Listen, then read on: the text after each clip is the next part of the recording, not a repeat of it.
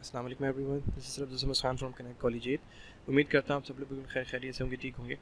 अच्छा बेटा, आज हम लोग तीसरे रेशियो को डिस्कस करने के लिए जा रहे हैं, तीसरी डिग्री को डिस्कस करने के लिए जा रहे हैं। जैसे कि आपको अपनी स्क्रीन पर नज़र आ रहा होगा कि हमसे आज कह रहे हैं कि find all the trigonometric ratios for 60 degree.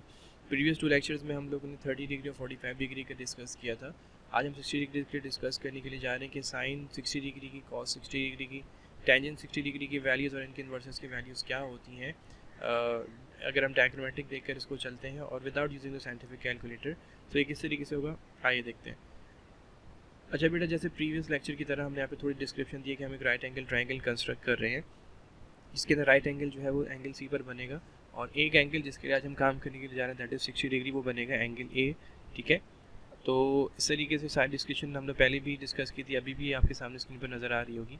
अच्छा, दूसरी चीज़ जो हमने इसमें डिस्कस की थी वो क्या थी कि राइट एंगल के अलावा किसी भी ट्रायंगल के अंदर जो दो एंगल्स होते हैं that should always be complementary. So angle B और एंगल ए को अगर हम ऐड करते हैं तो हमें आंसर मिलेगा 90 डिग्री, क्योंकि कॉम्प्लीमेंट्री एंगल्स है तो ऐसे दो एंगल्स को कहा जाता है कि जिनका सम जो है 90 डिग्री के बराबर हो, ये आपको पता है, राइट।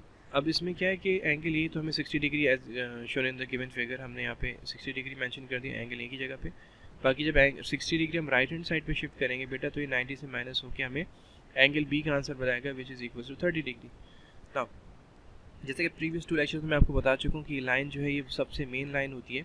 तो in case of 60 degree the length of hypotenuse is double than the length of base. इस डायग्राम में क्या होगा कि हाइपोटेन्यूज की जो लेंथ होगी वो बेस का डबल होगी। यानी अगर मिसाल के तौर पे बेस 5 है तो हाइपोटेन्यूज 10 हो जाएगा, अगर बेस 10 है तो हाइपोटेन्यूज 20 हो जाएगा। ठीक है, तो इसको इस तरीके से हम लिख सकते हैं कि hypotenuse is equal to 2 base, right. अच्छा, हाइपोटेन्यूज को हमने डायग्राम में किससे रिप्रेजेंट किया बेटा, स्मॉल लेटर से सी से, और बेस को हमने किससे रिप्रेजेंट किया, बी से। तो हम यहाँ पे हाइपोटेन्यूज की जगह लिख देंगे सी, 2 एज इट इज आ जाएगा, और बेस की जगह हम लिख देंगे बी। सो ये हमारी बन जाएगी इक्वेशन नंबर 1, राइट। यानी हमें सी की वैल्यू मिल गई है 2b। अब फर्दर जहाँ भी हमें सी मिलेगा वहाँ हम 2b सब्स्टिट्यूट कर सकते हैं कंडीशनली। अच्छा, इसके बाद एक थ्योरम है जो हमने पहले भी डिस्कस किया था, वो कहलाता है Pythagoras theorem, which is equals to hypotenuse square equals to perpendicular square plus base square, right.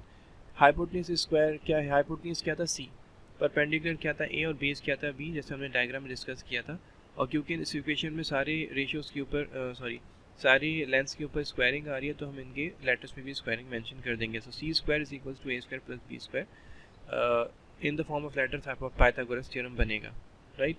Now अब हमें इक्वेशन नंबर 1 में बेटा सी की वैल्यू दे रहा है 2b, तो अब ये क्या करेंगे, हम सी की जगह ये 2b यहाँ लाके सब्स्टिट्यूट कर देंगे, तो शक्ल कुछ यूँ बन जाएगी कि 2b, क्योंकि सी की वैल्यू है और क्योंकि सी पे स्क्वायर था तो इस पे स्क्वायर आएगा।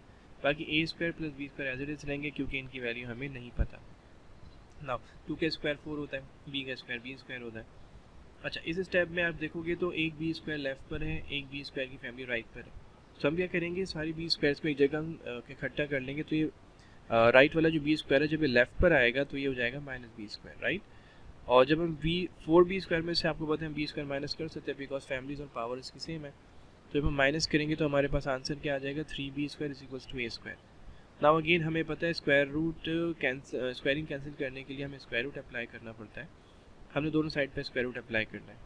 इससे क्या होगा, 3 का स्क्वायर रूट हमारे पास होल नंबर में नहीं आता, लिहाजा वो तो स्क्वायर रूट के अंदर ही रहेगा। लेकिन b का स्क्वायर और स्क्वायर रूट कैंसिल हो जाएंगे, राइट साइड में ए और इसका स्क्वायर रूट ये आपस में कैंसिल हो जाएंगे। तो हम इस तरीके से एक ए की वैल्यू मिल जाएगी दैट इज़ √3b। ठीक है, अब हमारा काम क्या है बेटा, इन रेशियोज़ को कैलकुलेट करना। साइन थीटा साइन 60 डिग्री के लिए हम कैलकुलेट करें, साइन का फॉर्मूला वही है, परपेंडिकुलर अपॉन हाइपोटेनियस। परपेंडिकुलर को हमने फिगर में ए से रिप्रेजेंट किया है, हाइपोटेनियस को हमने सी से रिप्रेजेंट किया है। ए की वैल्यू देखो बेटा हमारे पास ये रही √3b, राइट। तो हमने ए को हटाया, ए की जगह ए की वैल्यू ले ली क्या थी, वो √3b। और सी की वैल्यू जैसे हमें इक्वेशन नंबर 1 में हमने डिस्कस किया था, ये रही हमारे पास क्या आ रही थी, 2b। तो हम क्या करेंगे, सी की जगह पे हमने लेंगे यहाँ पे 2b। ठीक है, इसके बाद क्या होगा, ऊपर भी एक b है नीचे भी b है, दोनों b एक दूसरे को कैंसिल जब करेंगे तो हमारे पास आंसर आ जाएगा √3/2। तो √3/2 बेटा हमारे पास जो है वैल्यू है साइन 60 डिग्री, राइट। अच्छा, दूसरे नंबर पर हमें cos 60 की वैल्यू कैलकुलेट करनी है, फॉर्मूला वही है, बेस अपॉन हाइपोटेनियस। बेस को हमने b से रिप्रेजेंट किया था फिगर में, स्मॉल b से, हाइपोटेन्यूज को हमने स्मॉल सी से किया था। अच्छा, हमें b की वैल्यू नहीं पता, राइट, तो हमने b को ऐसे ही छोड़ दिया, लेकिन c की वैल्यू हमें इक्वेशन नंबर 1 में पता थी, जैसे कि आपको साइन के फॉर्मूले से भी नज़र आ रहा होगा, वो थी 2b। तो हमने c की जगह पे ले लिया है 2b। इससे हुआ क्या, ये b इस b को कर देगा कैंसिल आउट, और डिनोमिनेटर में तो हमारे पास 2 आ जाएगा, ऐसे में नज़र आ रहा है। अगर न्यूमरेटर में सारी वैल्यूज़ कैंसिल आउट हो जाए बेटा तो वहाँ पे हमेशा बचता है 1, तो हमारे पास cos 60 डिग्री का आंसर आ जाएगा 1/2। ओके, थर्ड रेशियो हमारे पास बेटा कौन सा था, टेंजेंट 60 डिग्री का। टेंजेंट का फॉर्मूला क्या है, परपेंडिकुलर अपॉन बेस। परपेंडिकुलर को हमने ए से रिप्रेजेंट किया था, बेस को हमने बी से रिप्रेजेंट किया था। अच्छा, हमारे पास ए की वैल्यू देखो ये रही, क्या आ रही है, √3b, तो हमने ए की जगह ले लिया √3b। और डिनोमिनेटर में b आ रहा है, सिर्फ b की वैल्यू हमें नहीं पता, हम उसे एज इट इज़ लिख देंगे। इससे क्या होगा, ये b और ये b एक दूसरे को कैंसिल आउट करेंगे तो हमारे पास आंसर आ जाएगा √3/1। और आपको पता है हम 1 डिनोमिनेटर में नहीं लिखते, तो हमारे पास जो आंसर होगा टेंजेंट 60 डिग्री का दैट इज़ ओनली √3। ठीक है। अच्छा, अब इसका हमें पता है कि 3 इन्वर्सेस है, जैसे साइन इसका इन्वर्स होता है कॉसेक। तो साइन 60 डिग्री की जो मैंने इक्वेशन जैसी भी मैंने लिखी है उसको आप जस्ट रिवर्स कर दोगे, परपेंडिकुलर हाइपोटेनियस अपॉन परपेंडिकुलर बन जाएगा, a/c c/a बन जाएगा, 2b √3b/2b बन जाएगा, 2b/√3b, और √3/2 बन जाएगा 2/√3, राइट। तो ये cosec 60 डिग्री की वैल्यू आपके पास आ जाएगी। सिमिलरली cos का इन्वर्स आप कर दोगे तो आपको sec 60 डिग्री की वैल्यू मिल जाएगी। और जब आप टेंजेंट का इन्वर्स करोगे, टेंजेंट का होल इन्वर्स करोगे तो आपको मिल जाएगी cot 60 डिग्री की वैल्यू, राइट। तो ये 6 रेशियोज़ हैं बेटा, जिसका मैंने आज हमारा एक फाइनल टॉपिक था अबाउट द ट्रिग्नोमेट्रिक रेशियोज़।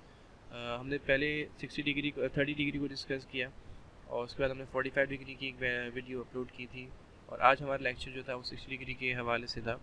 तो देखिए, हमने विदाउट साइंटिफिक कैलकुलेटर यूज़ किए हमने सारी वैल्यूज़ कैलकुलेट की हैं। अभी जितनी भी रेशियोज़ हैं ये आगे की फर्दर एक्सरसाइजेज में, फर्दर स्टडीज़ के अंदर, मैट्रिक में भी, मैट्रिक के बाद इंटर के अंदर भी, हायर स्टडीज़ के अंदर भी ये रेशियोज़ काम आते हैं बहुत, राइट। तो इनको अच्छी तरीके से समझें। आई होप आपको आज की वीडियो समझ में आई होगी, और कैसी लगी इस वीडियो से मुतालिक हमें कमेंट सेक्शन में ज़रूर बताइएगा। इंशाल्लाह नेक्स्ट वीडियो में किसी और टॉपिक के साथ आप लोगों से मुलाकात करेंगे। तो till the next time, thank you so much for watching and अल्लाह हाफिज़।